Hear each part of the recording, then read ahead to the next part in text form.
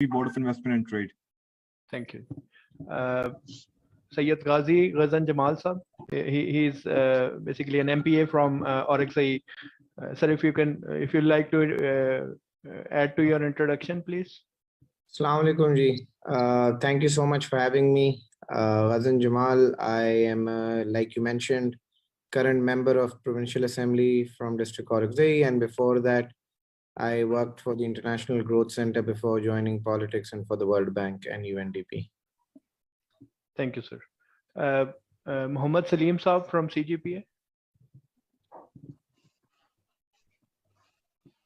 Salim Saab, we are not able to hear you.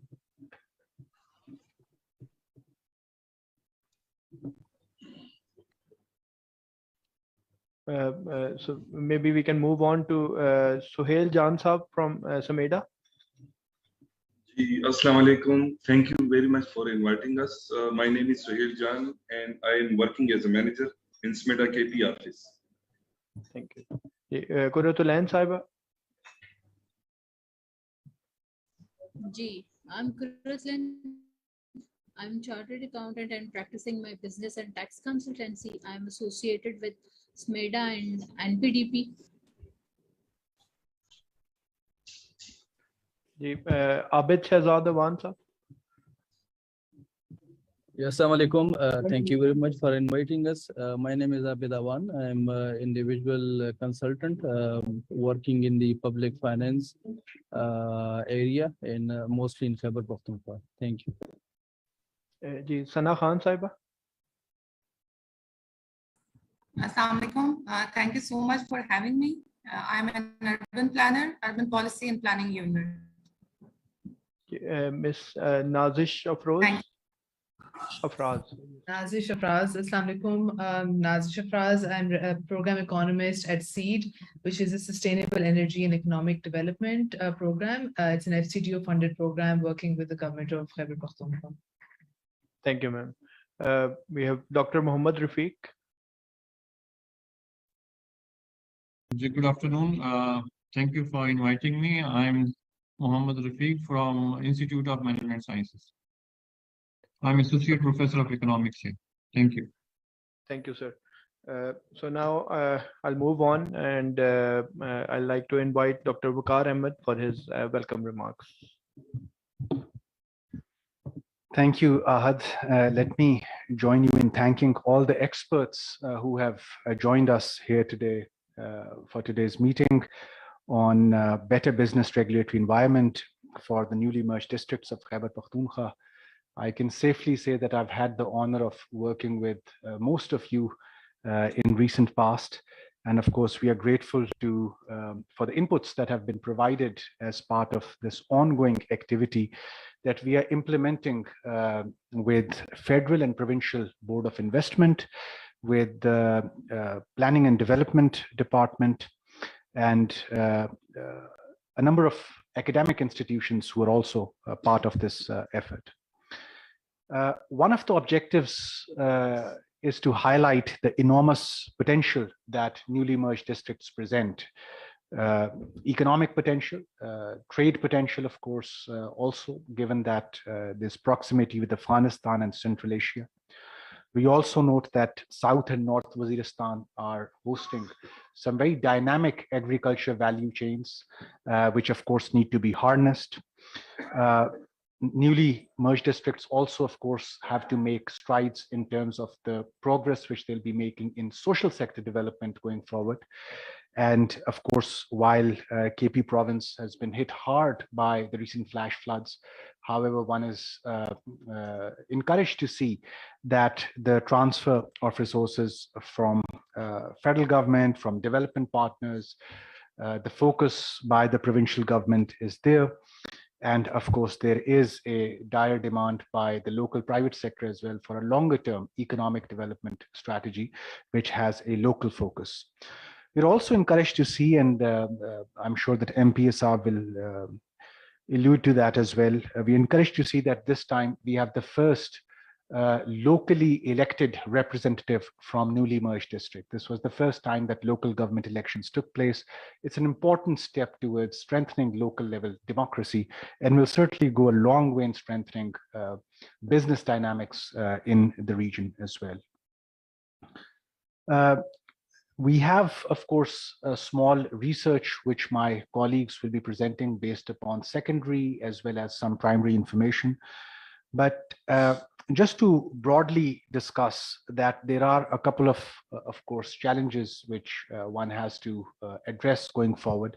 And this has to be a both public and private effort.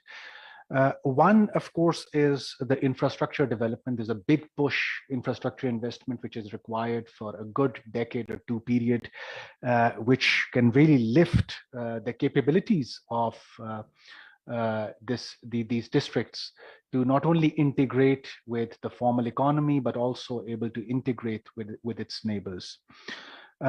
We note that secondary roads, the repair and maintenance work that is required in the energy sector. Likewise, of course, we see the infrastructure in social sectors, health, education, other connectivity related infrastructure, all of them will require concerted investment going forward. We also note that energy or the lack of it has been a key constraint in businesses moving back, or new businesses who see this region as potential, establishing their offices or production facilities in these regions. But of course, energy is only one of the utilities which of course gets talked about more than the other. But of course, basic facilities like internet, of course, much needed for not just business community, but online education, medical institutions, for example, based over there. Even that basic internet facility requires much improvement going forward. Currently, we have less than 10% formally registered firms from this area. This number needs to come up quickly. And of course, formalization has to be accompanied by local businesses actually witnessing benefits of formalization. And I'm glad to see that KEPRA is here with us to highlight the wonderful work that they are doing in the area. We've also seen a growth of real estate and construction in this region. However, construction permits as well as the environmental protection permits have been a key constraint for those who want to attract a larger private investment or enter into joint ventures with formal businesses and give a boost to real estate in these districts.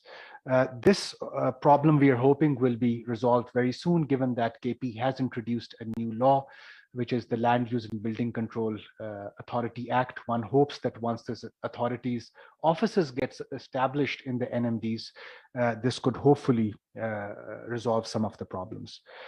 Another area which business community talks about has been the access to credit and land settlements and related issues in the merged districts. Of course, land settlement needs to be undertaken using modern technology, creating GIS-based, computerized individual record of rights and entitlements. Again, an ongoing area, and we understand that provincial government is mindful of this. But then this gradually will pave way for cleaning of titles, and hopefully these titles could act as collateral when the local business community pledges this collateral with the financial sector. We're also excited to see that there are going to be industrial parks which are being announced in this area. We also note that IT parks are also being announced for these districts. And one is hoping that those binding constraints which we are just discussing will not come in the way of those parks, which essentially are meant to attract investment, not just from the province, but also from other potential investors from within and outside the country as well. Now, the income generated from merged areas, such as those of natural resources, minerals, forests, one also has to find out avenues that this income somehow is spent within the region as well. And while of course we have seen that just before the floods and in summer of this year, the summer of last year, we have seen improved domestic tourism going to these districts. We are hoping that there will be focus by federal and provincial government in building more tourism assets in 8 of these districts, so that some tourist footfall is, or greater tourist footfall is seen comes next summer, of course. Last but not the least, I once again thank all of you for your inputs. And SDPI has a web page established for better business regulatory environment for merged areas and Khyber Pakhtunkhwa. And while of course this meeting is one chance to meet each other and take a progress update, we invite you to continue to post updates from your departments on that web page, so that there is a repository of what is happening.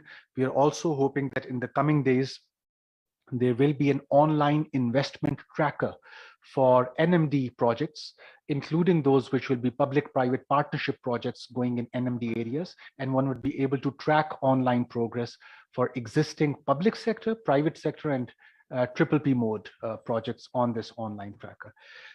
With these remarks, I'm once again very thankful to all of you for your participation, and it's back to you, Ahmed. Thank you, Dr. Vaqar. So now we'll move on to Syed Ghazi Ghazan Jamal Saab for his keynote address, and then we'll move on with the proceedings. Assalamu alaikum ji. Thank you so much again for inviting me, and thank you, Dr. Vaqar, for giving such a good introduction to the subject area and for arranging this very timely and needed discussion, especially on the merged areas. I think when I first saw the agenda of this meeting, I was a little, there's this balance which I think which is important that we need to strike, right? Because in the merged areas where we stand in terms of business development and private sector investment, it's still in very early years after the calamity that the area has been struck with. So we're still in the phase of developing and allowing the business in all these various sectors that Dr. Vaqar mentioned so eloquently. It's important that we allow them to grow at this stage, and they're in very infant stages. And I'll go through each of them and briefly talk about what the current scenario there is. And so when we talk about the regulatory framework, there is obviously, you want a regulatory framework that kind of supports that business and all, but often we've seen that they add more red tapeism than anything else. And so we run the risk that in this stage where we need to allow it to grow, we end up choking it some ways. And I think that's part of the problem where we struggle with, especially since the merger, is somewhat this very essential problem, because the rest of the province and the rest of the country by that extension is far ahead in terms of their business development and their rules and regulations and their offices that they have than the merged areas is. And so if you have a blanket law, it usually ends up constraining any sort of development in any sector that we want. So we've learned that almost always when you look at, and I'll give some examples, when you look at the laws and policies that are made, there's always an exceptional attachment, annexure that's attached for the merged areas, because we've realized that it's just not in that phase where we can kind of apply the same kind of laws and policies that we can in the rest of the province. So starting off, if you look at the business environment currently, there was a certain economic activity that the area was dependent on, largely trade, but the items of trade and everything and the manufacturing that was happening was largely disrupted. And I'm strictly talking about looking at things on the economic side of things. So just the economics of it. I don't want to get into the legality of it, what was legal, what wasn't legal, and all of that. But the economy over there was running. There was a lot of people's livelihoods depended on a few very key sectors that was completely disrupted over the last decade or two of militancy that we saw in the area. In the aftermath of that, essentially, we're starting from scratch again. Largely, the activity that has driven any sort of economic activity in the area has been this construction sector. As we've had to rebuild things, it has been infrastructure where most of the money has gone in. But then that infrastructure has primarily been dominated by public sector investment in that area. Now, if you look at public sector investment, it's gone up from our development funding being at 21 billion. We've gone to 60 billion as of last year. Unfortunately, this year, the hope was that it would go up because the idea was that over the next 10 years, we'll spend 1,000 billion, basically 1 trillion in the area on development spending. Unfortunately, that has kind of stopped, and we've kind of stopped this year at 60 billion as well, which might go down depending on the fact that we can't pay our salaries, and so we might have to cut into our development budget as far as that goes. Now, herein stands an opportunity as well for the private sector to come in, and some of the programs that this ADP reflects are these public-private partnership programs, whereby there are a lot of infrastructure development programs, including roads, including certain facilities and all, where a business model can be made out from that. And KP, realizing that, has reflected it in its ADP and made their own public-private partnership sector and unit. And that, I think, needs to be explored much more for it to actually to compensate for the lack of or slowdown in the public sector development spending in this area. Then we look at mines and minerals, for example. That's another very key sector. We all recognize that that's an area in the merged areas where a sector that we all know has immense potential. If you look at the law that was recently passed around a year and a half ago, realizing that we can't have an open auction, realizing there are certain territorial area constraints, cultural constraints that we have, the regulatory framework that was devised was basically essentially to give the control. It was kind of a hybrid of giving control to the local tribes, as well as introducing the department's role in terms of kind of an oversight and somewhat bringing it into the formal fold. Unfortunately, what has happened is that all those local measures that were meant to be there have just been used to kind of has created more problems than solving them in many ways. And I think that was natural, because when this transition period where you're trying to strike a balance between extending current laws and bringing local traditions up to speed with the current laws, whatever transitionary mode you have in place, there are bound to be these problems. And so I think that is another area where there are a lot of problems. And I think that law, in my mind, I'm very convinced the merged area portion of that law needs to be reviewed again, and changes need to be made, because at the moment where we're at is, I think, rather than getting the best of both worlds, which was the idea of that law, we're getting the worst of both worlds. And so we're not really, it's creating more problems than solving them. And so that's in. Thank you, Ghazan Jamal Saab. So we have a brief presentation now. I'll give the presentation and then open the floor for our discussion going forward.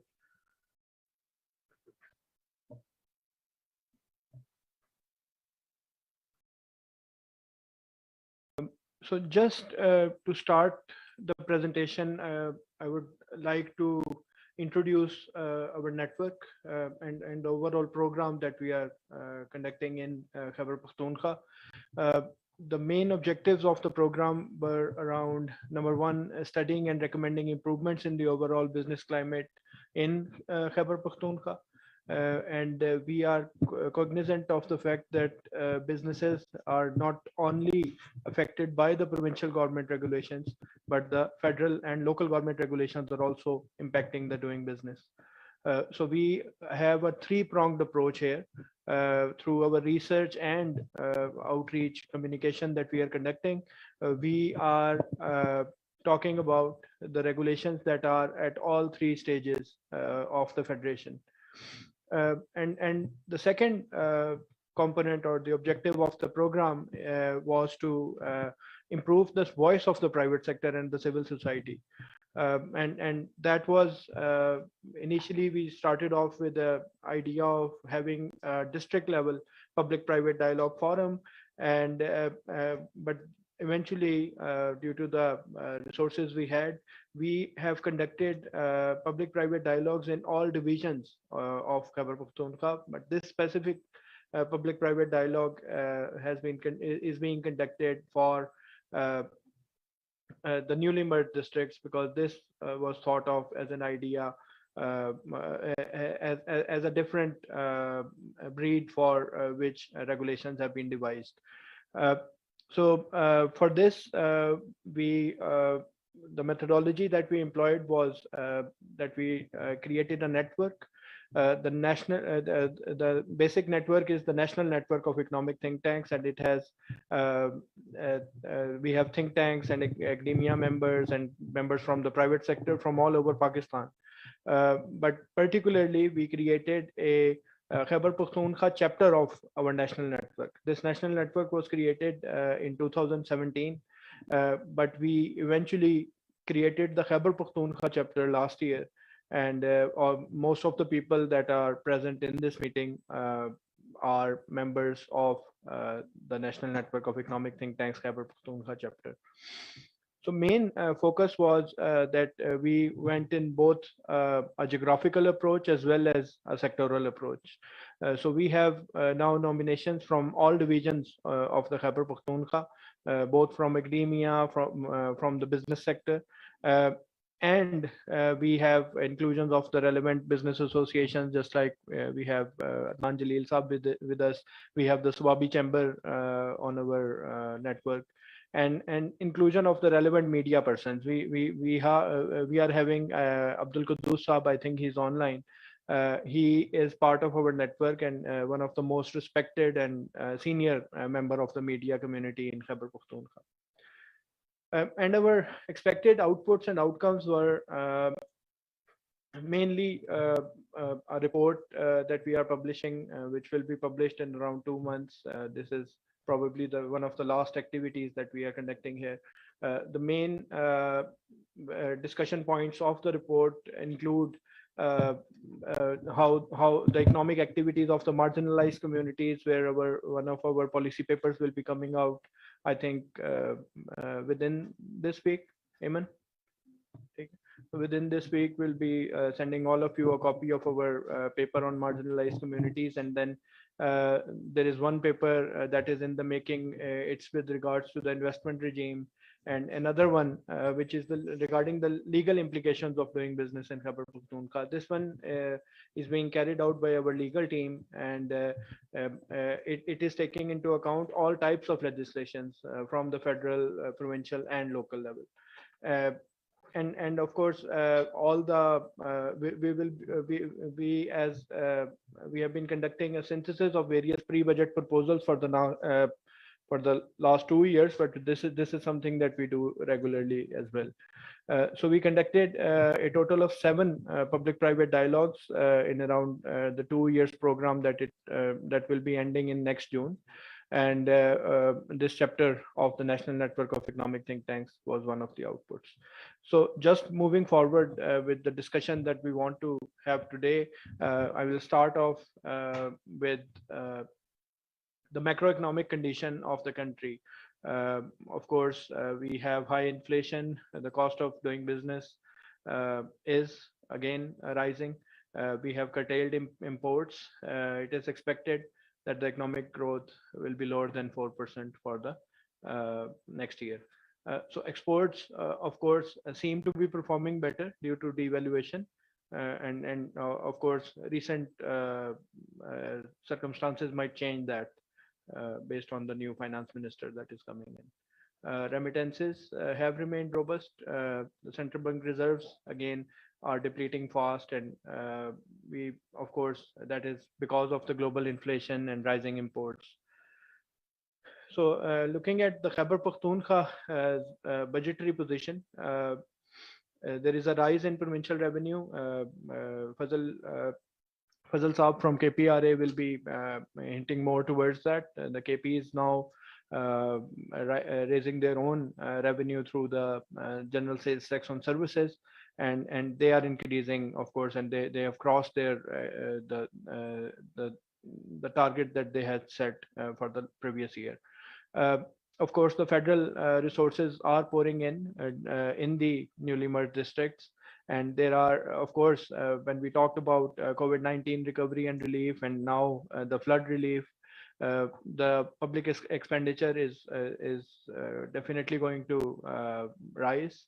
And of course, the situation in Afghanistan has created a sort of volatility that has increased spending on law and order again. So and unofficially, I think Khyber Pakhtunkhwa is now going at least 5 to 10 years back where it started off. Khyber Pakhtunkhwa's budgetary position, furthermore, if we discuss the expenditure side, SMEs have been helped through financing schemes in the past, and now I think with the floods and dengue situation, they will again need a lot of financing from the government. The utilization rate, however, for these schemes remain a problem. We see that the schemes that were offered in the COVID did not have a good utilization rate. So, and partly that was because of the lack of awareness raising. I think the business associations also have a very important role to play with regards to this. And of course, targeting has also been challenging due to a large informal sector, because we actually don't know the size of the economy of Khyber Pakhtunkhwa. Just to look at the Khyber Pakhtunkhwa's economy, its share in the GDP, in Pakistan GDP is around 10.5%, share in the country's population is 17.9%.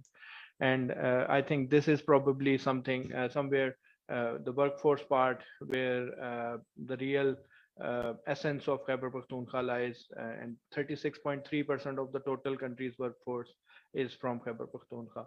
And there are and due to that workforce, a lot of people are part of the Pakistani diaspora outside of Pakistan, and their remittances are coming in. $10.6 billion of remittances were reported in the last year. Exports of KP, the share of exports are around 3.01% of the total exports. But of course, there are some informal channels of exports as well that we, when we got to visit KP, they were also identified. FDI's total of 10 billion FDI was attracted by Khyber Pakhtunkhwa, and this includes all sorts of capital, including the grant money. CPEC projects, a total of $128 million US. Employment generation is expected to be around 200,000. And share of KP in energy generation is 50% of the hydropower potential. And of course, now the government is working on other aspects as well. And we have, of course, a very large oil and gas reserve in the Kuram and Kohat region. So just moving forward with the converging on to what we wish to discuss today, the newly merged districts are a total of 7 districts that were part of the federally administrated tribal areas before. And we will, of course, be discussing some of the potential areas which can be explored and developed in these areas. So we have just developed this table, and major details can be found from the KP ASMEC district-wise economic profiles. Bajor District, which is the first one from the newly merged districts, has potential in minerals, fruit, and fish farming. And if proper processing plants are placed in Bajor, I think it can be a very good export potential that can be built there. And of course, we have already tested this in Dir and Chitral region. So this is probably something that will not be new to the Malakan division, which Bajor is part of. Mohammed, because its main sectors are agriculture, minerals, marble, chromite, silica, sand, dolomite, manganese, quartz, mineral, nephrite, and feldspar. And our team actually went to these areas, and they have testified that these actually are the major areas there.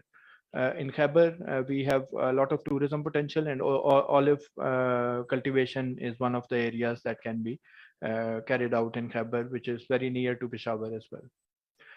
In Orakzai, and taking advantage of having Ghazan Saab there, I think there is a lot of potential for tourism. I had a chance of visiting Orakzai back in one of the most dangerous days in 2007. I had a chance of visiting all these areas actually, but I think it is very scenic, and if proper infrastructure is developed somehow, then tourism, minerals, oil and gas industry, they are all very prominent in Orakzai.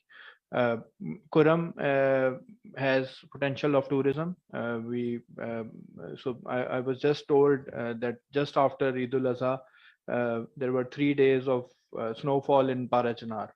So I think it will be a very good getaway from the heat of Peshawar or Islamabad. And similarly, we have a lot of hydrocarbon potentials in Kuram. With North Waziristan, of course, there is pine nuts, which is also being exported at the moment, and there are oil and gas reserves there.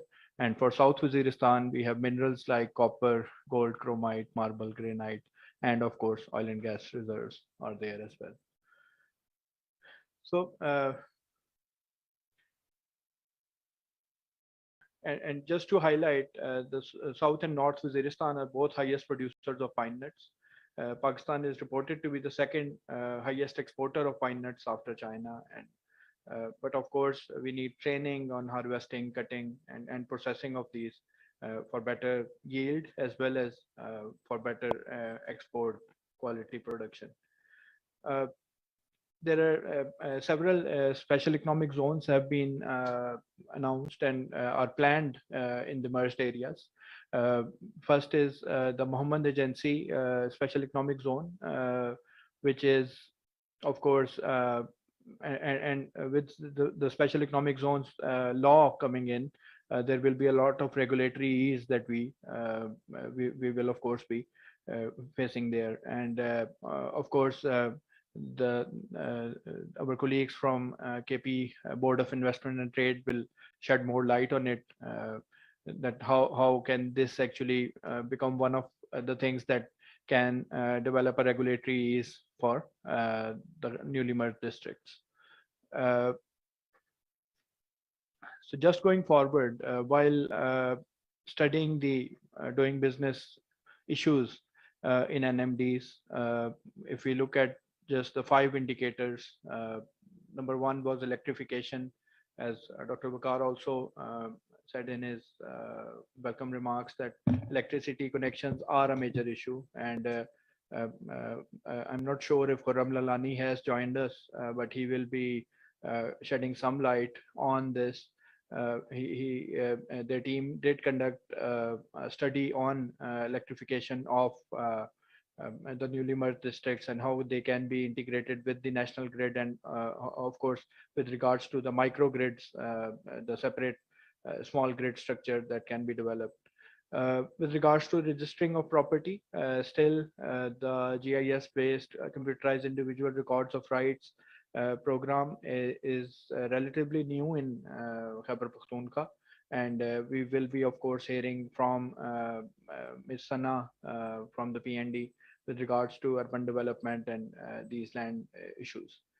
Getting credit again, as Dr. Vaqar said, it is one of the major issues, and access to credit becomes a barrier to, and of course there are still very few bank branches there, and formal lending of course is not at the moment possible. Access to digital devices, and this is where the point regarding internet connectivity came in, that we have unfortunately very weak internet connectivity in the NMDs, and of course education again is one of the challenges. So just based on some of the survey findings from UNDP, in 2019 they conducted a survey with regards to the constraints that are faced by businesses in merged districts. The major issue, the most rated issue, even more than the law and order situation, with Ghazan Saab of course said, was the power shedding. Power shedding becomes a major hurdle to businesses, even more than the law and order. And then of course it's the poor infrastructure, the quality of education, poor communication, and so on and so forth. Because in addition to the NMDs, we are also working on KP women. So 86% of the merged areas reported that the women are not engaged in any income generating activity. And again, there are a lot of health issues for women there as well, with regards to clean drinking water. And some of the schemes that we, of course, this is based on secondary research, and if I miss out on any scheme, the colleagues from relevant departments can correct me. Merged areas ADP, there are around 230 schemes with 317 schemes under AIP, and the federal PSDP is providing around 37.5 billion rupees for these schemes.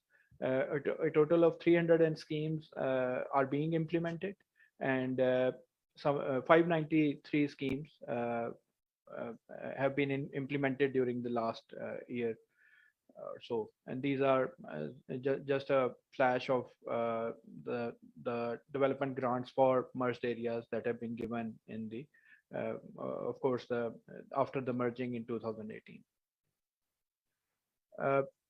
In addition to the direct grants that are coming in with regards to regulations, the capacity building of the private sector is also one of the priorities of the KP government, and the National Vocational and Technical Training Commission, NAVTEC, although they work with the federal government, but they have been doing some skill development programs for 50,000 youth from less developed areas, and this included the newly merged districts. Then, of course, we have a merged area governance program. This is a decade program in 3 years. Of course, it includes a 3-year accelerated implementation program, which AIP and several fundings for the merged areas have been given in this. So these are this is just a sort of a flash that we wanted to have for discussion, and our main the main objective of this whole idea of bringing together a set of private sector, civil society and public sector stakeholders is to sort of gain more ideas so that we can all work together towards development of these NMDs. So now I'll start off with the moderated roundtable discussion. Of course, most of our participants are online, so it might not be diagrammatically a roundtable.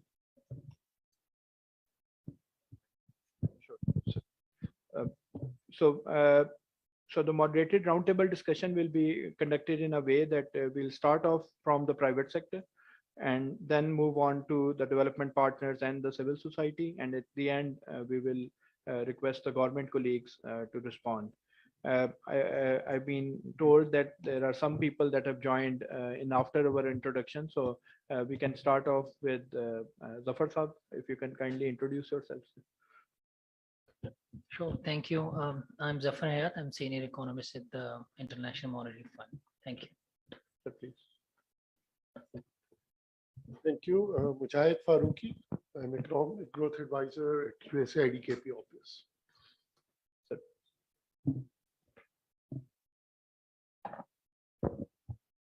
My name is Bilal. I'm the advisor for the Innovation LLC.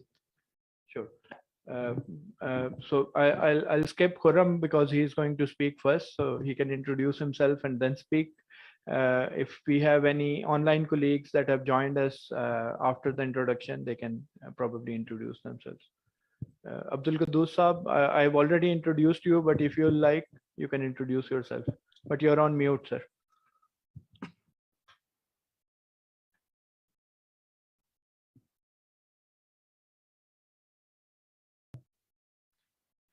So I think we can start off with the roundtable discussion. I've been told that Khurram has to leave early, so I'll start off with Khurram Lalani from the Resources Future. Thank you, Ahmed, and thank you, SDPI. I think a terrific event, and I must congratulate you. So we conducted this study in merged areas. It was an electricity diagnostic funded by UNDP, and we actually traveled all along the merged areas to see the actual electricity conditions out there and the kind of situation that people were living into. Just very quickly, I would try and shed light in terms of what we've been doing in merged areas when it comes to electricity. So merged areas, we have a population of roughly around 5 million. There is one distribution company which is called Tesco Tribal Electric Supply Company. The electrification coverage is around 58%. The collections of Tesco is roughly around 68%, with transmission and distribution losses of around 20 to 25%. There is a power deficit of somewhere around 600 megawatts. And now, if you keep these statistics into consideration, you also have to look into the kind of investments that the federal government has made over the years.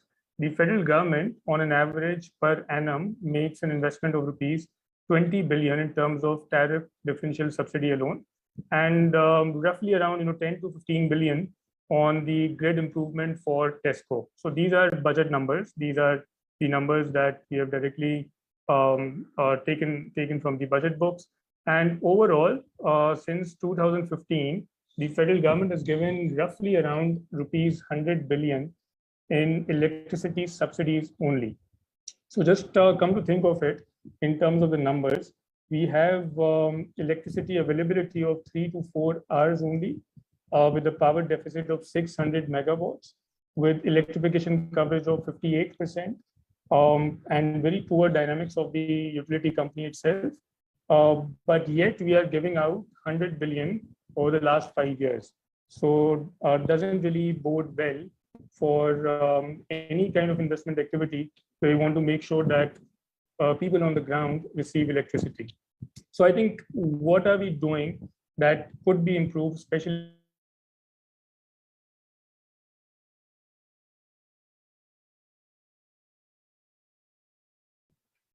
Khurram Saab, I think we've lost you. Sorry, am I audible now? Yes, audible. Sure. Sorry, where did you lose me? Yes, I think you were just starting to recommend something. Okay, thank you. So I think what you've been doing wrong, and I think that's something that we could improve. Essentially, I think we are still thinking about large infrastructure projects, thinking about large laying of distribution and transmission grids. There's an alternate perspective, and that perspective is small is beautiful, and small distributive resources are entirely beautiful in their own scope of things. So when we visited merged areas, what we witnessed was something remarkable. Every house, every commercial district, every industry that we went to is completely solarized, is completely 100% solarized. And I think that's something that was fascinating to even think of. And even the large urban areas in Pakistan, I think when we kind of look into the electricity distribution, we find solar growing up in its share, but not up to the extent what merged areas has to present. So I think as a policymaker and as somebody who could, if you were in the federal government, I think the mindset that we need to have that is aligned with distributed generation, where small is beautiful, where we can actually facilitate all those households in terms of giving them the flexibility to come up with and provide for not only the technical capacity building, but also the solar panels on any concessional financing framework. And if that framework could be mobilized or channelized, things could really take off. I'll give you 2 examples before I'll stop. I'm mindful of your time, Ahmed. Just to give you, a couple of examples. In terms of the transmission capacity, they have a very limited low tension network. They have very dilapidated high tension network, which means that the electricity flow is something of a challenge. There is a large portion of population that goes unmetered. There is only 10 to 15% of the consumers, especially in the domestic segment, that kind of agrees to metered billing. And there is an uncontrolled demand. We have seen that people just plug in iron rods into their water buckets, which is coming directly from a transmission line, distribution line, and that goes directly into their water bucket, powered by grid electricity. So something that adds a real burden to the grid. In terms of the recommendation, and I think what we really want to put forward is the fact that we need to realign our strategy, not really think of the large investments in transmission and distribution, but really help individuals gain access to distributed solar. And the kind of panels that they're installing, they're very cheap Chinese knockoffs that last 1 to 2 years.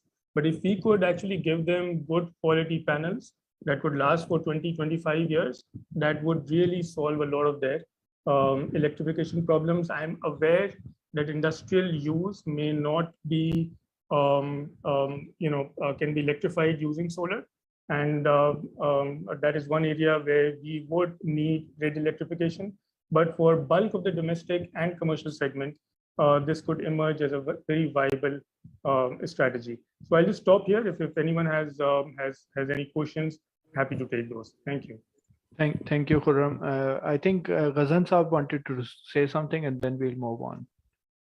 I just wanted to add to this what Khurram was saying, because I unfortunately have to leave slightly early as well. But just to add to some of the numbers that he was throwing out there, just to give you some perspective, the government's policy at this point, and this is where that regulatory framework also comes in. Our policy essentially says that you have to give 4 hours of electricity to every citizen, minimum of 4 hours of electricity. That's the policy we have. In merged areas, by law, the contract that they signed with the state was that they'll get free domestic electricity. Now, the dilemma it puts us in is that we're not even covering 50% of the domestic users. The government subsidy is 20 billion. To be able to give 4 hours of electricity, it's going to cost us 38 billion given the current coverage. We have spent and we are existing, so we're 18 billion every year, we're in deficit and we're not paying Tesco. On top of that, we're investing close to, like he mentioned, close to something like 10 billion in just expanding our electricity network, making new grid stations, upgrading our grid stations from 66 kV to 132 kV, and expanding our network, which means that this bill will only increase, and I don't think we have the money to pay for it. On the positive side, a few things that I would like to mention, especially since this is meant to attract businesses there, is that there is a policy in place whereby dedicated feeders for business sectors or businesses can be financed, and there's a separate fund that we have at Tesco for that. And that's where our major bulk of our collection, in fact, all of our collection is coming from there. So there is that option there, and to encourage businesses that is being taken up. And the other, along with solar, the one thing I would add is even small micro. That's what we've done, micro hydel, small micro hydel.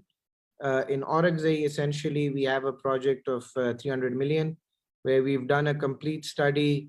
We've added biogas, micro hydel, solar, and even wind. And we're going to give options of off-grid solutions. And hopefully, once that project is completed, where we've spent something like 3 billion on our grid stations, but are unable to provide electricity because we don't have the money to pay for people's electricity. I think with this 300 million project, we'll have a much larger impact. Thank you, Ghazan Saab. I think this was very insightful. So next up, we'll go over to Ms. Kuratulain. Yes, thank you so much. I will not criticize the stuff and things which are shared, but I'll share a little bit thing that I have done my research, and I am working with the chambers as well. So I significantly did not find a lot of skill development going on in that region, which is actually required. And I've found some of the programs, but they are mostly focusing on like males. I got the idea from your presentation that why it is all happening, but if we come to the solutions, or I have some suggestions for that thing. I think mainly thing which are we lacking over here is awareness over there. We still don't have our stakeholder or organizations or government people over there. They don't have the established offices in there. So we can take advantages of the public-private partnerships, especially the small ones. The reason of having the small public-private partnership is that they will be able to focus on their areas simultaneously. The major portion of the region will get established, and obviously there will be benefit in accountability part as well. So we have already pointed out that their need of entrepreneurship, inclusion is not there at all, which is unfortunately very disappointing. Education is weak. So we, through these small partnerships, we can work on almost all of these areas. So for that, I will suggest that there should be incentives for partnership over there. There is tax rebate, tax holidays, tax incentives there for the people. In fact, the people living over there, they also have some tax period exempted, which is about to end in a year or two. But I guess after that, there will be a problem as well. And I can't see the process on the registration of the individual and the businesses over there. If we started from the small, it can help in building a proper incentives, proper programs for the business and individuals over there. Trainings, I just came across internship programs just recently announced by the KP organizations in the IT department as well as the government department as well.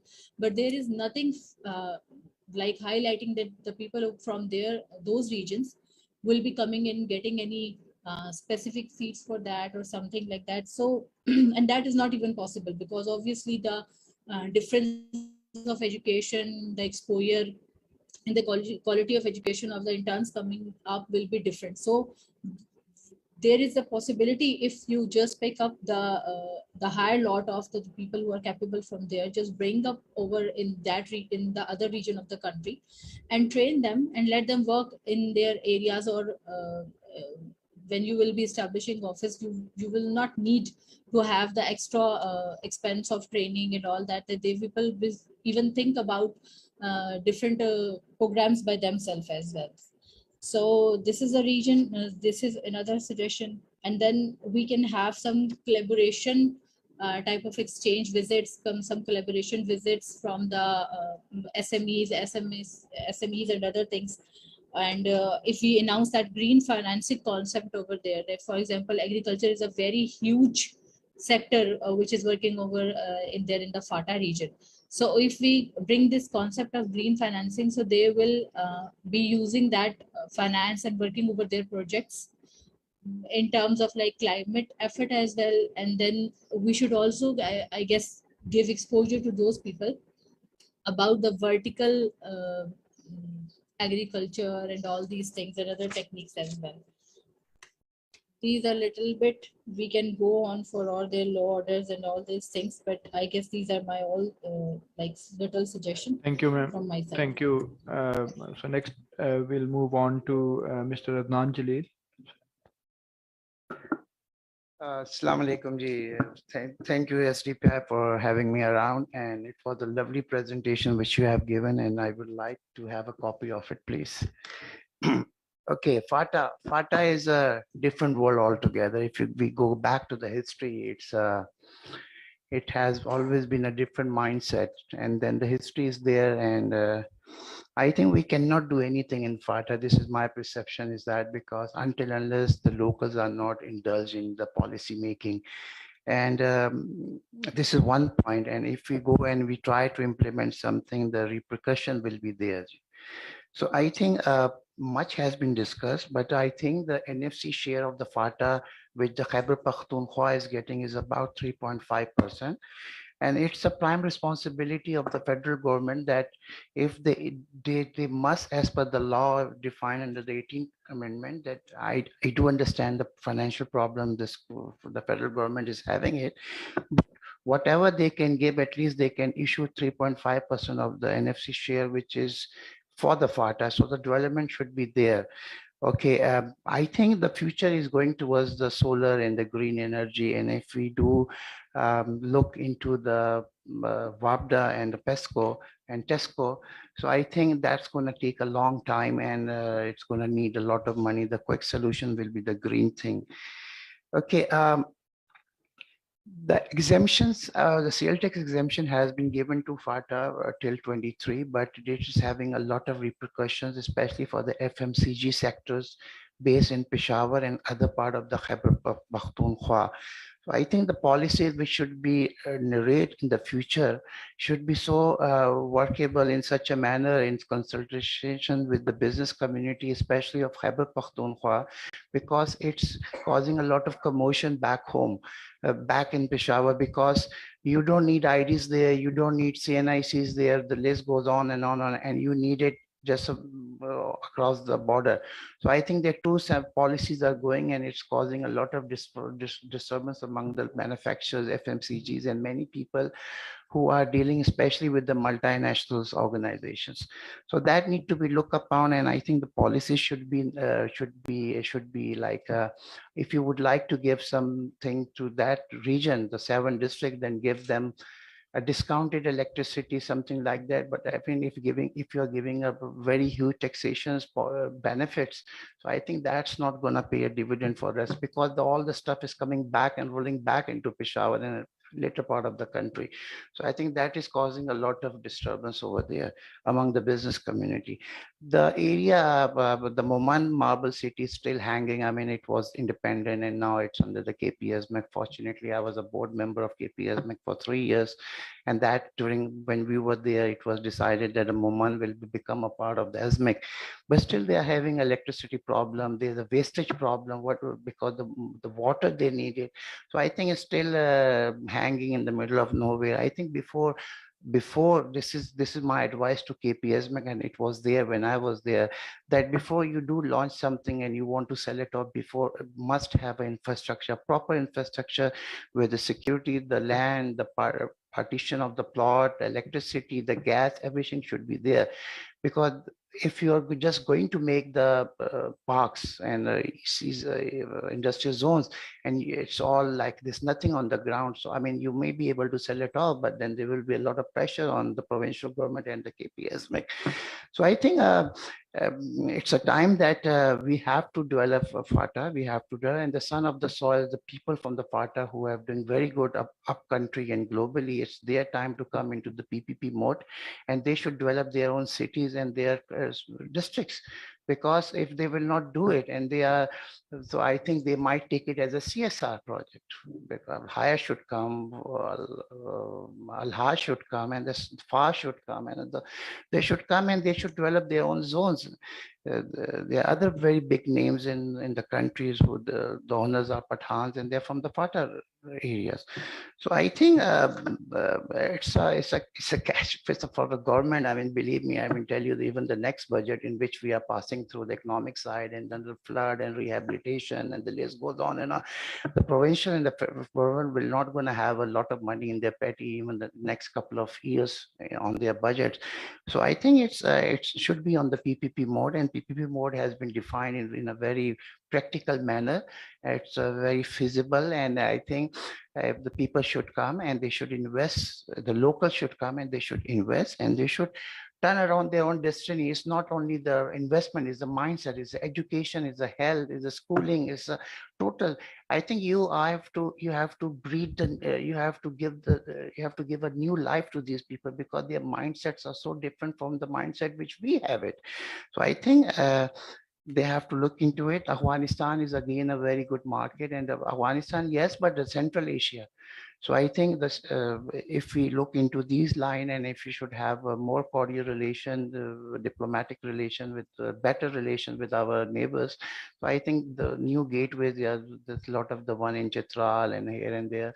So I think there's 7 more borders will be open with Afghanistan, and I think we can go into the more trade is going to be there, the more beneficial Pakistan and Fatah is going to be there, because we have to fight through Torkham is in Fatah. So I think a lot need to be done, and I think it's one session will not be enough of that. It's up to the FBI, it's up to the custom, it's up to the provincial government, the federal government, it's up to the business community. I think we all have to join hands together to make this area better and a beautiful area. And we have to have a very nice infrastructure, because there's a lot of places where you can visit and for the tourism. So I think we should look into that. Then I think you can't have helicopter airport in 7 districts. So I think we should have a helipad services where we can move the logistics and we can move the people and things like that. I think this is one thing some entrepreneurs should come and start their helicopter services. I think there's a long list, and I wouldn't, and the time is very less. Thank you. So, thank you so much. Next up, if we can just quickly jump towards Sumeda before we can go to our civil society partners. So Sohail Jan Sahab, if you'd like to add something.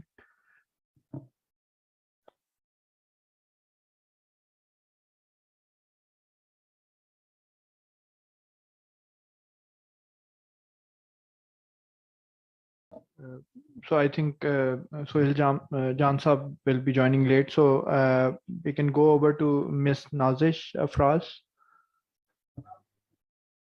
Can you hear me? Sohail Sahab, if you can just quickly give your intervention, and then we can move on to Miss Nazish. Okay, thank you very much, SDPI, for having this wonderful meeting. We have in SMEDA have worked on 2 projects so far. One is ERKP project, in which we have disbursed around more than $20 billion. It was for the businesses in the region in matching grant shape. Most of the funds are provided by the USA, thanks to them. And there is another project. We have received 40,000 applications from the business community in these 7 districts. In KP, sorry. Out of the 40,000 application, more than 70 were, we have received 70% application from the newly merged districts. And we have only disbursed only $3 million in the 10 years project duration. So, and covered only 3,000 to 4,000 applications.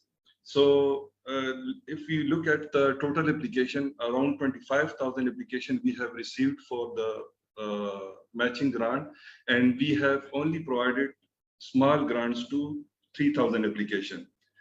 So there is a big gap in the demand and supply. There is another project which we have conducted with the UNDP. It was Economic Cooperation and Development Forum. It is 1-year exercise in which we have formed different groups, 7 thematic groups, and their recommendation has been formally finalized and provided to the all stakeholder. And if the forum any member of the forum wants this recommendation, we can provide them. Similarly, we have developed an economic development plan with the UNDP and the provincial government, and that has been in the final stage for the approval from the Chief Secretary. It will be done in a month or so. So these are our intervention, just summing up the main regulatory hurdles in the newly merged districts. The main thing is the non-presence of the regulatory institution in the area. The second thing, which is the land record is not available. Banking infrastructure is not extended to the newly merged districts. Only Tehsil level got some branches of few banks. Debit sector need to be improved in the newly merged district. As you know, there is a lot of potential, and we need to do so many things in the debit sector. Lending scheme, if we say somebody is from the forum had already identified, like lending forum is not available. So we need to push some microcredit institution in the newly merged districts, so that the prudential regulation which is applied to the lending banking institution, it is not going to be hurt the local areas. Similarly, internet communication is not available, so people are facing problems in communication. So we need to invest both, we need to inject both funds and HR in the newly merged district to make it par with the other areas of the province. So much needed to be done. I think we need to focus on more on the injecting funds and providing development schemes to the areas, so that it can at par with the other areas of the country. Thank you very much. Thank you, Sohail Saab. So we'll move on to Ms. Nazish now. Ji, thank you. So today's topic had to do with the regulatory business environment, and I'll focus my comments on that. In the agenda, you had asked about specific regulatory incentives for NMDs. And uske andar what, when we're talking about regulatory incentives, we're typically talking about relaxing regulatory requirements. And on this, I mean, regulations, it's important to understand the regulations are there for a reason. They help protect our labor, our environment, and so on. And that having been said, regulations in Pakistan, for whatever their objectives are, they impose a cost that is much higher than it needs to be, both in time, in terms of the time and cost required for compliances and permissions and licenses and so on. But also, because some of the regulation is not very appropriate, it ends up blocking product diversification. It ends up blocking the growth of firms, of exports, for new businesses to come up and so on. So, inappropriate regulations have got to go. And I'll give you an example of something that I'm working on right now. It's the reforms that were done the non-sterile personal protective equipment sector. When we had COVID, there was a huge opportunity over there, but because our regulatory environment was not appropriate, the regulations pertaining to pharmaceutical sector were applied to the PPE sector. It meant that the requirements of the pharmacist or the HVAC and so on, they were not appropriate. They didn't add anything to human security or pharmaceutical standards and so on, and it prevented us from actually catering to our own local market and the export market as effectively as we could have, because textile and garments, we already had the infrastructure to do that. So that's an example example of inappropriate regulations. That having been said, when we talk about regulatory incentives to bring in investment, I don't really agree with that, because I feel like inappropriate regulations have to be addressed across the board for everyone. And if you want to focus on incentives, fiscal and financial incentives can be much better targeted. Some of the people before me have spoken about those kind of incentives. We've got matching grants and so on, that, tax credit, and those can be targeted much better to sort of address those activities that generate spillovers. We've had conversations about energy, we've had conversations about labor productivity before this, and all of these are activities that are completely critical. When you look at what are investors looking for, what are businesses looking for, it's the regulatory environment is one of the things, but the core set of things that they're looking at is your size of the market, your input markets, which is, energy is very important over there. Your physical connectivity is very important. Labor productivity is very important. So, and access to all of these, inputs, access to output markets, stability, safety. Stability is a very important point, because you have policy instability when you are issuing SROs very rapidly, that sort of, that overrule policy decisions that you've made just months earlier, because investments are made on the basis of those announcements that are made. And when you have a U-turn, that introduces a lot of instability. So for recommendations, I would say that, we have to keep the regulatory burden rationalized.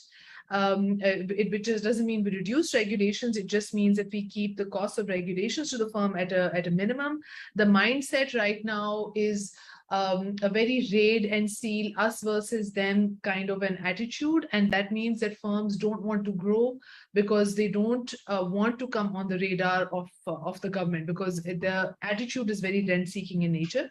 So this attitude and this mindset has to be moved to one of facilitation and support. And we are working together to eradicate dengue, for example, or to improve labor regulations, and a sort of much more of it's much more of a sort of culture shift that has got to happen. And secondly, I won't talk more about that because we've already spoken about it. It has to be market fundamentals that we focus on: the basic infrastructure, security, stability, labor productivity, connectivity infrastructure, the basic prerequisites of input and output markets that are fundamental to investments, both in the SME sector and in large scale sectors. All of these things apply to the SME sector more. The SME sector is more sensitive to all of these things because they have fewer resources at their disposal. They can't hire sort of accountants and lawyers as quickly as other larger firms can. So they are more sensitive to regulatory failures. So the same things apply there, but are just more extreme. I'll end there. Thank you. Thank you, ma'am. So we'll move on to Dr. Sebastian Post.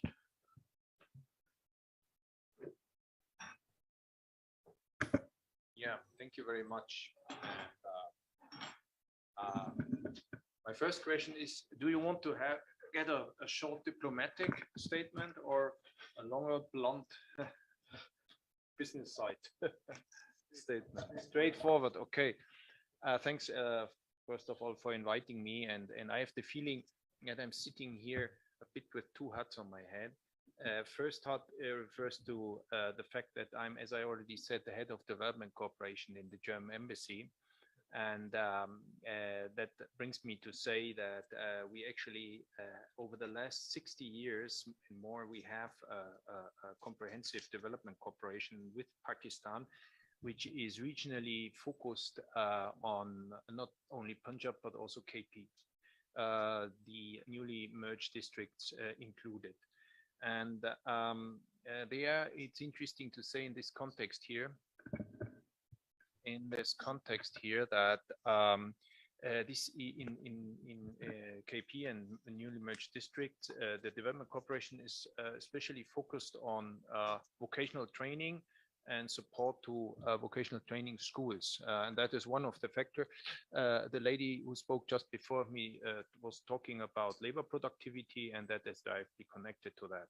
So in that way, Germany is one of the biggest bilateral development partners, not only of Pakistan, but also of KP in this context.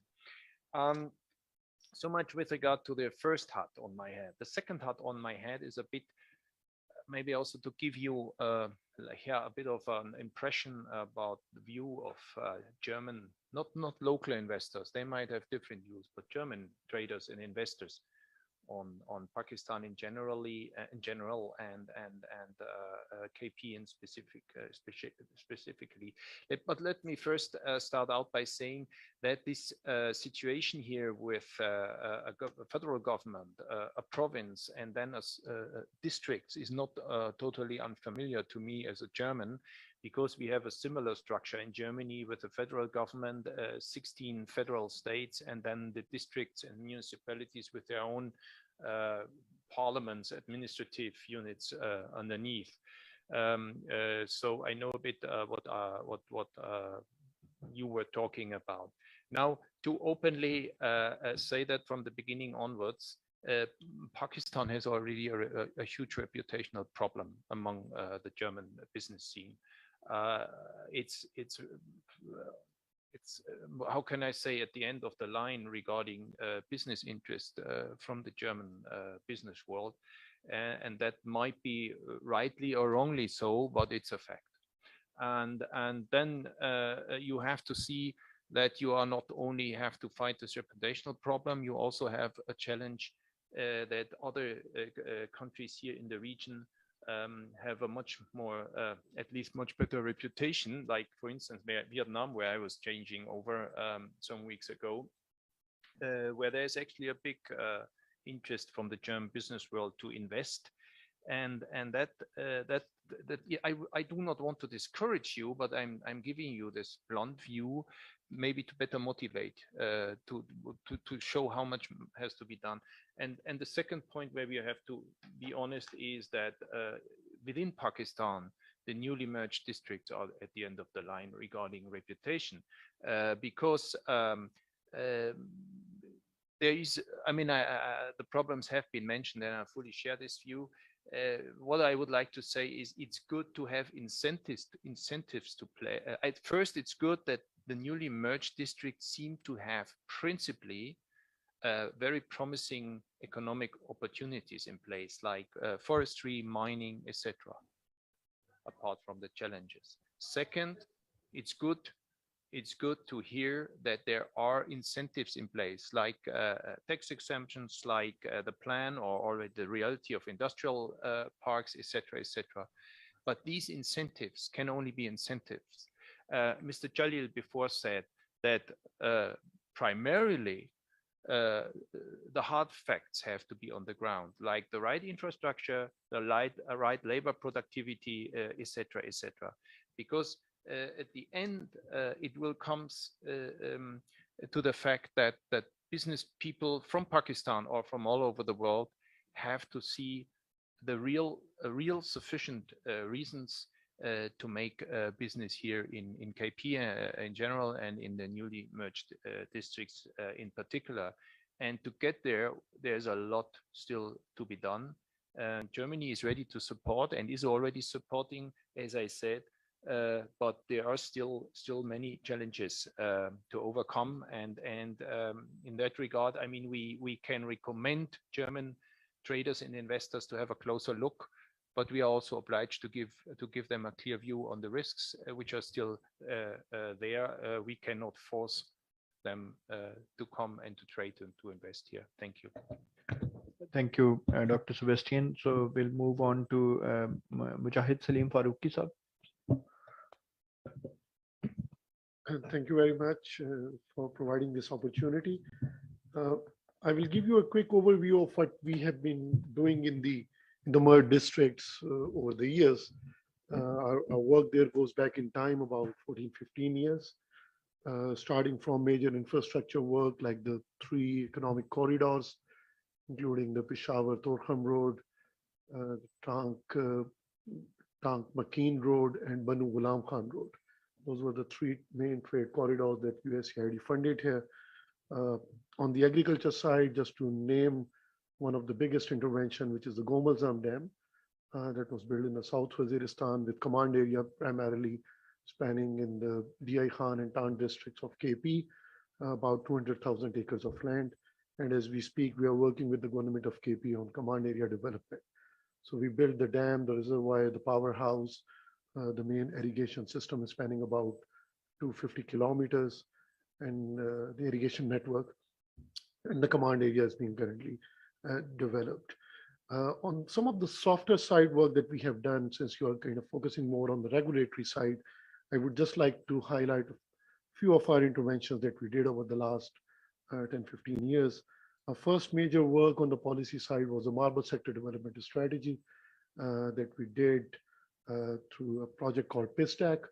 And as a result of that, the Pakistan Stone Development Company that came into being, which was charged with taking a lead on development of the marble sector.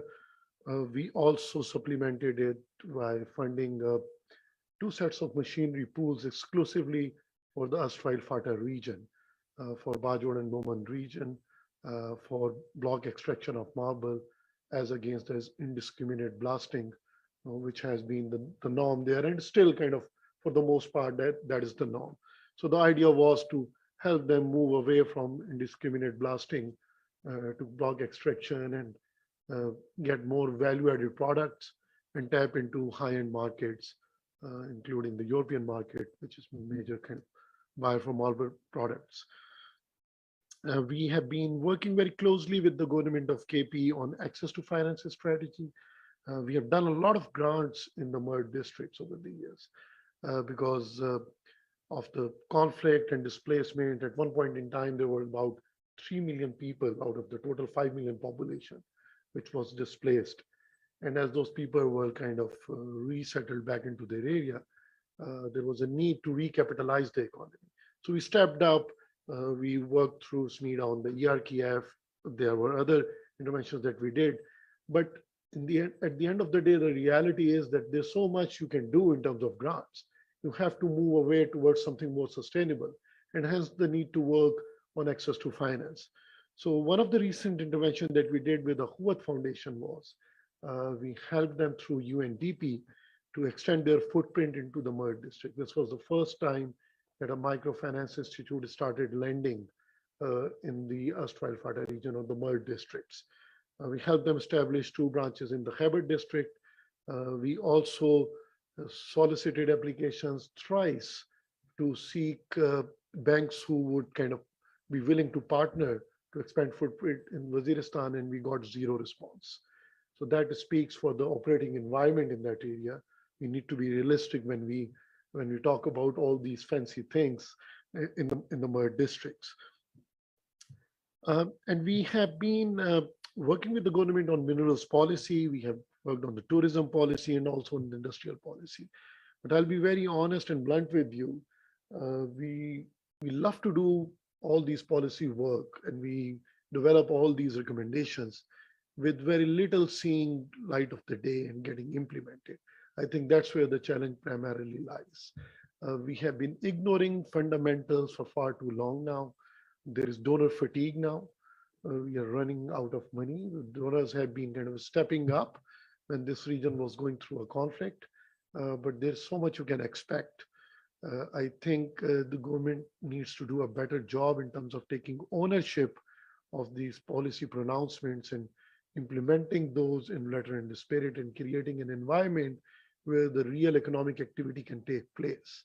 And you will also have to look at more deeply the informality of the economy and how you are going to kind of cater that or deal with that to create enough incentive for formal economic activity.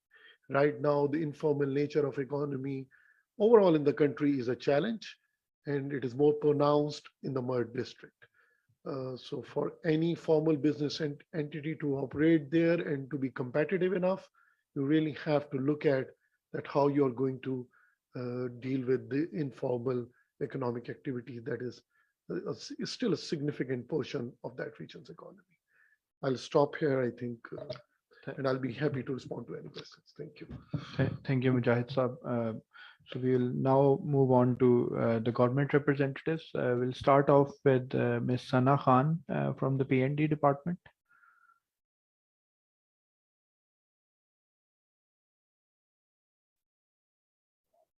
Thank you very much. Am I audible? Thank you very Yes, much ma'am. for having me on this significant discussion. I wouldn't take much time. Already a lot of panels have discussed much on this very important topic. Well, then the kind of interventions the Urban Policy and Planning Unit is right now taking is they are developing master plans for the newly merged district, and we are in third deliverable stage, and these master plans will be completed on 30th November 2022. And if these master plans will be implemented by the Land Use and Building Control Authority, and if these master plans are implemented, so the kind of business environment will also be encouraged and fostered in the tribal areas, the newly merged districts. Regarding the land management, this is one of the, it is in the TORs of the master plans. The consultants are already working on it, and they are giving GIS-based solutions for the land management system for the newly merged districts.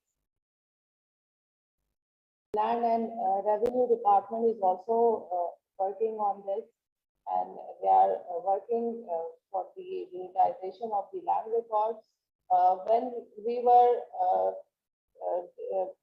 were preparing the master plan for the South Waziristan, only the urban centers areas are taken in this. So a lot of hurdles were there, and they literally threatened the consultants that you cannot prepare the master plan for this area, and there are a lot of tribal issues, and they don't let the technical team to do the survey there.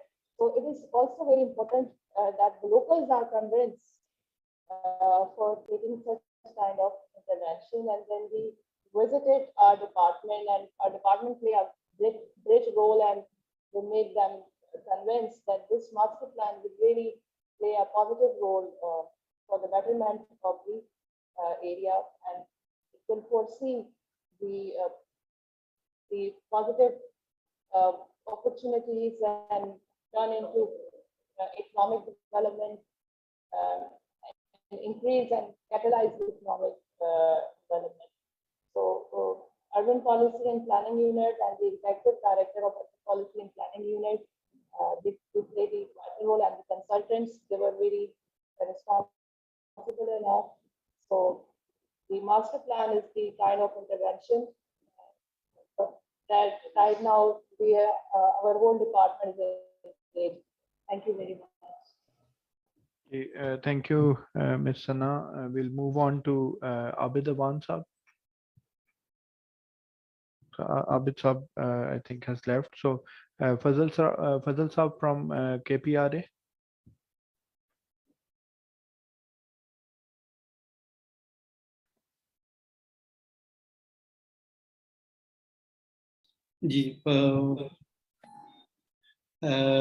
It's my time now.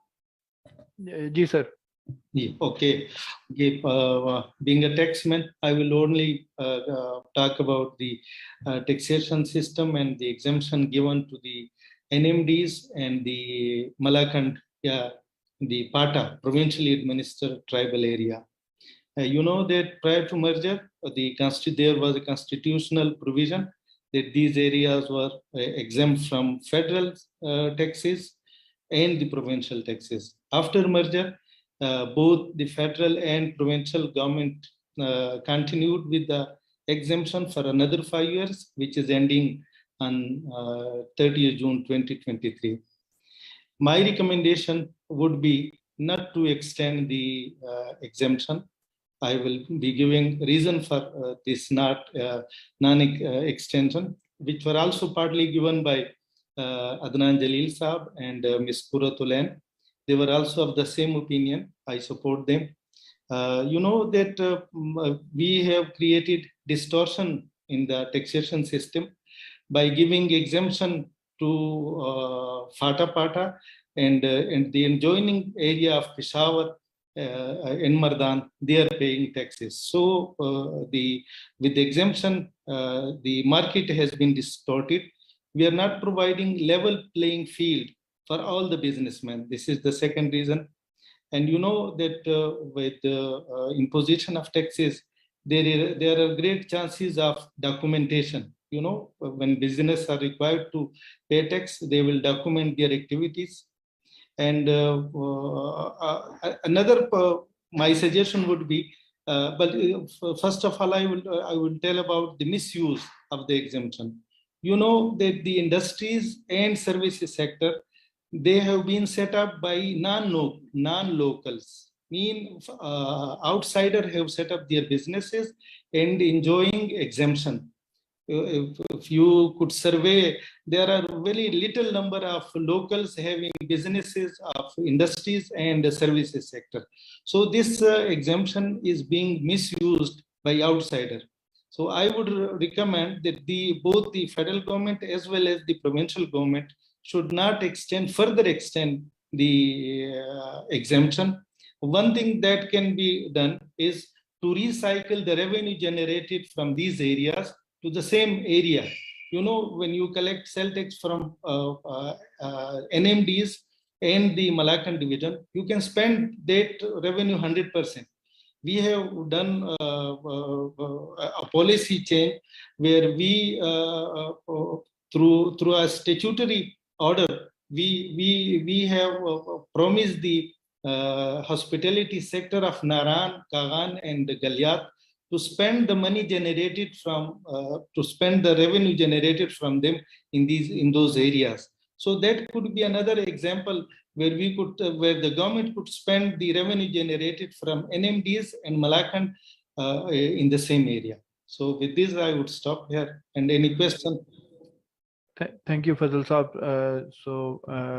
Just at the end, I would request the colleague from Khyber Pakhtunkhwa Board of Investment and Trade for his interventions. We are already 7 minutes over time, so I would request you to be kindly very brief.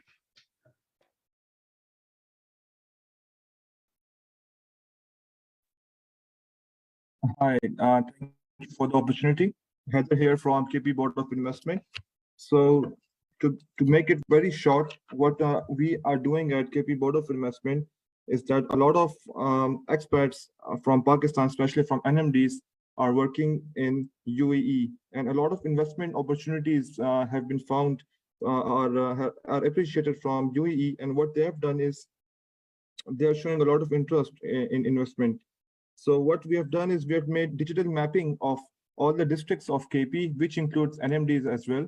So even in the expo of Dubai, a lot of interest has been shown and a lot of talks have been going on as how to invest in NMDs, especially in the cottage industry, in agri-based industry. For example, the delegation was here for Daraban SEZ, which is mostly for food processing. And it is very near and adjacent to North and South Waziristan, which is very much good for it, known for its olives and other agri-based products. But why is it not so good for export-led industries? Because it needs value addition. So if we could just harness or use our natural endowments of NMDs and make them export-led by using SEZs, which are already been based in urban centers, we can really bring advantage to these NMDs. Apart from that, Moment Economic Zone, a lot of work has been done over there. But as it says that Rome was not built in a day, so a lot of work is yet to be done over there. Apart from that, KP Board of Investment has worked a lot in mines and minerals policy, which is coming up in coming months. A lot of regulations, regulatory bodies have also joined hands, and a lot of work has been done to how to regulate labor requirements over there, work on CSR, how to incentivize the SMEs which are working in mineral sector, and how to safeguard them against the big companies. Apart from that, NMDs, there's a huge prospect as to make them as logistic hub. For example, they can be used as trade corridors. We all know about Torkham border, but a lot of work is being done on Ghulam Khan border as well. KPAC work is in progress, and still there's a lot to be done. Again, there's a lot of interest in marble cutting from Italian side, and in terms of agri-based, a lot of interest has been shown from the Saudi side. So in short, I would say, I know there's been a lot of negatives, and there's a lot of problems were there. We all know the reasons, but again, the direction is positive, but it would take some time. Thank you very much. Thank you, Haider Saab. For the vote of thanks, I will now request Dr. Vaqar Ahmed. Thank you, Ahad, and let me start by thanking the colleagues around this table, as well as colleagues who have joined us online. While, of course, this was a very rapid review, or rather update of where this subject stands in KP, but I do understand that colleagues who have participated in this call are really helping SDPI and the government to do a couple of things, which, of course, will, in the medium term, lead to more structured or more organic, if I can say, growth of business development, growth of business prospects. I say organic because I think, as my colleagues here, Sebastian and Mujahid Saab, also a while back, they also talked about, of course, the risks in the area. So that's why I used the word organic, given that the interest on ground has to be consolidated first. The interest has to first come from the locals, from, of course, the businesses from KP, the businesses from within Pakistan. They have to be interested in the region. They have to find opportunity in that region to diversify, to move over there. One of the things, of course, that we have noticed in our surveys was that none of the serious businesses or business persons who are working over there, and none of them actually asked for a tax break, which came as a surprise, which means that they are there. They do understand that tax breaks are never a sustainable mode of working. They want an equal treatment. In fact, they are in favor of tax harmonization, so that, as Fazal Saab was saying, or as Adnan Saab was saying, even I think Nazish pointed to that as well, they fully realize that their sort of area should not be used, or rather misused, by people from outside registering the entity and that not working over there.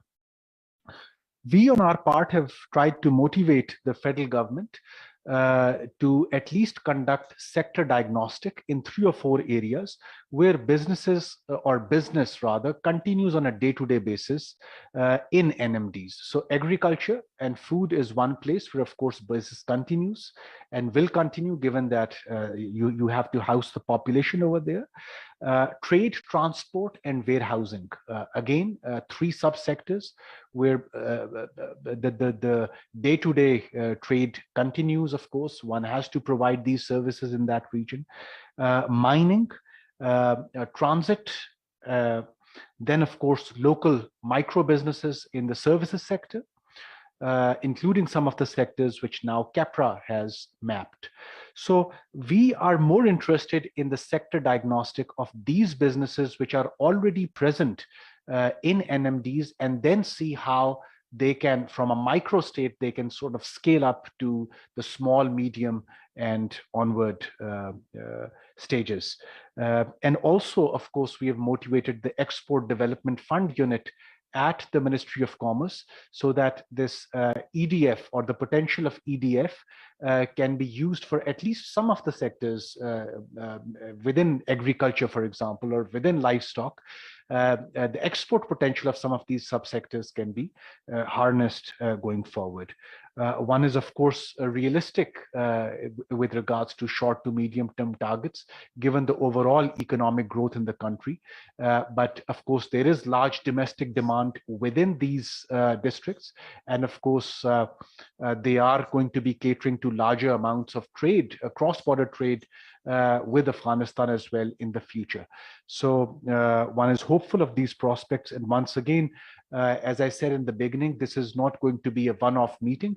We are hoping to have the next round of this meeting with 2 other government departments as well, who will be invited over here from the KP government, including the environment department that we want to invite the next time.